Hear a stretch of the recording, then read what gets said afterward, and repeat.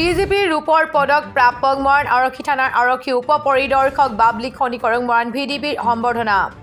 অসম আৰক্ষী সেৱাত বিশেষ পাৰদৰ্শিতাৰ স্বীকৃতি স্বৰূপে ডিজিপিৰ ৰূপৰ পদক সন্মান লাভ কৰা বাবলি খনিকৰক আজি মৰাণ টাউন ভিডিবি তৰফৰ পৰা সম্বৰ্ধনা জ্ঞাপন কৰা হয়।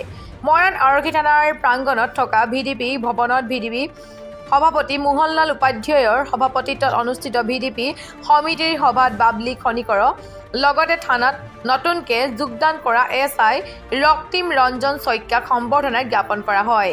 সভাত থানাৰ এছআই মানৱজ্যোতি পাঠক আগন্তুক ২৬ জানুৱাৰী ভালদৰে উদযাপনৰ সন্দৰ্ভত ভিডিবি সদস্যক চবতে চোকা দৃষ্টি ৰাখি নিজৰ কৰ্তব্য পালন কৰা আহ্বান জনায়।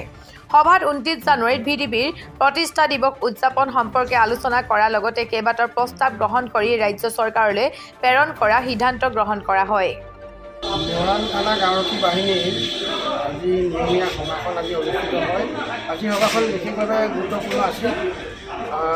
আগন্তুক গণৰাজ্য দিৱসৰ শান্তি শৃংখলা নিয়ন্ত্ৰণ কৰি ৰাখিবৰ কাৰণে সেই সম্পৰ্কত আজি সভাত আলোচনা হৈছে।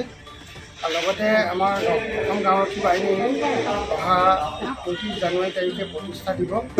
এই প্ৰতিষ্ঠা দিৱসটো সমগ্ৰ অসমৰ লগতে মৰাণ জিলাতো উদযাপন কৰা হ'ব আৰু সেই সম্পৰ্কেও আমি আজি এই সভাত আমাৰ আলোচনা হয়। তাৰ উপৰি আৰক্ষী বাহিনীৰ বিভিন্ন সমস্যাবিলাক আছে। আৰক্ষী বাহিনীয়ে কৰ্তব্য সম্পাদন কৰিবলৈ যাওঁতে সমস্যাৰ মুখামুখি হয়। সেই সমস্যাসমূহৰ বিষয়ে আলোচনা কৰি প্ৰস্তাৱ আজি গ্ৰহণ কৰা হৈছে আৰু সেই প্ৰস্তাৱসমূহ আমি অসম চৰকাৰৰ গৃহ বিভাগলৈ প্ৰেৰণ কৰিম, যাতে আৰক্ষী বাহিনীয়ে এই সমস্যাসমূহ সমাধানৰ কিবা বাট প্ৰশস্ত কৰিবৰ কাৰণে আমি আহ্বান জনাইছোঁ। আৰু ইয়াৰ উপৰিও মৰাণ থানাৰ আৰক্ষী বাহিনীৰ এখন সভাকক্ষৰ ইয়াত প্ৰয়োজন হৈছে। এই সভাকক্ষৰ নিৰ্মাণৰ কাৰণে আজি সভাত প্ৰস্তাৱ গ্ৰহণ কৰা হৈছে আৰু এই প্ৰস্তাৱ অনুসৰি আমি অসম চৰকাৰৰ উদ্যোগ আৰু বাণিজ্য মন্ত্ৰীলৈ এখন আবেদন আমি আগবঢ়াম, যিহেতু এইখন তেওঁৰ সমষ্টি হয় আৰু তেওঁ এখন অত্যাধুনিক আমাৰ সভাকক্ষ নিৰ্মাণ কৰি দিবৰ বাবে আমাৰ আৰক্ষী বাহিনীৰ পৰা তেওঁ হ'ব। আজি এইখিনিয়ে কথা আমাৰ আজি সভাত আলোচনা হৈছে।